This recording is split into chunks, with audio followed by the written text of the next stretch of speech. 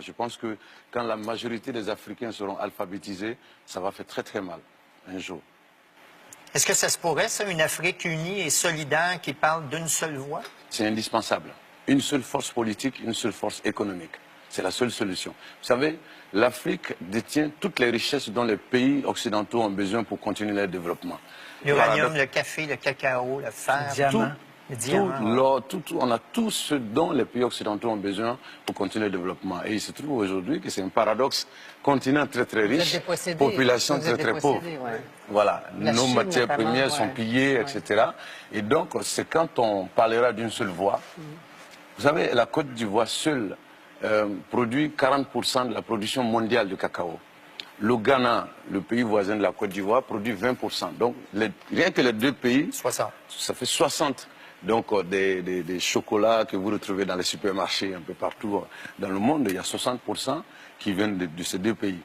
Et donc, nous avons tout. Il suffit simplement qu'on parle d'une seule voix. On va simplement imposer nos conditions aux pays occidentaux qui vont payer nos matières premières au prix réel. Parce que quand la France fabrique des voitures, c'est la France qui fixe les prix.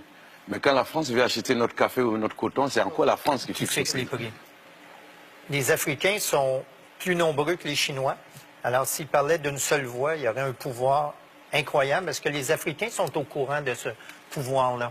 C'est le manque d'éducation qui fait qu'ils ne sont pas au courant de ça. Les gens ne sont pas informés. Nous sommes aujourd'hui 1 milliard de population. En 2050, nous serons 2 milliards. C'est pourquoi je mets l'accent sur l'éducation. Il faut réveiller les populations. Et puis, bon, une fois, les gens vont se rendre compte que nous avons les mêmes intérêts. Parce que des gens qui habitent dans un quartier populaire d'Abidjan ou du Congo, Brazzaville, même s'ils sont de différentes ethnies, différentes religions, quand ils sont malades, ils vont dans les mêmes hôpitaux pourris. Leurs enfants vont dans les mêmes écoles pourries.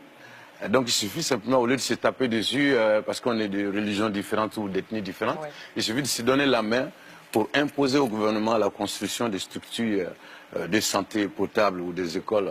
Voilà. Je vous cite. Les Africains du monde entier, peu importe où ils vivent ou depuis combien de temps, ils ne seront jamais blancs. C'est pour ça qu'ils doivent rester tournés vers l'Afrique. Même s'ils ne reviennent pas physiquement, j'aimerais qu'ils reviennent spirituellement. En Occident, les Noirs ont lutté pour s'intégrer à la société qui est majoritairement blanche et ils y réussissent de plus en plus. Vous en pensez quoi? Je pense que de toute façon, notre place est en Afrique. Si les gens partent de l'Afrique, qu'est-ce qui viendra changer les choses à notre place? Moi, je pense que notre place, c'est en Afrique.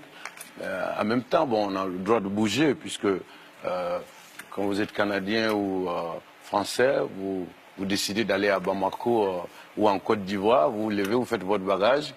3 jours après, vous êtes à Bamako ou à Douala, au Cameroun. Et ça, c'est pratiquement impossible pour un Africain.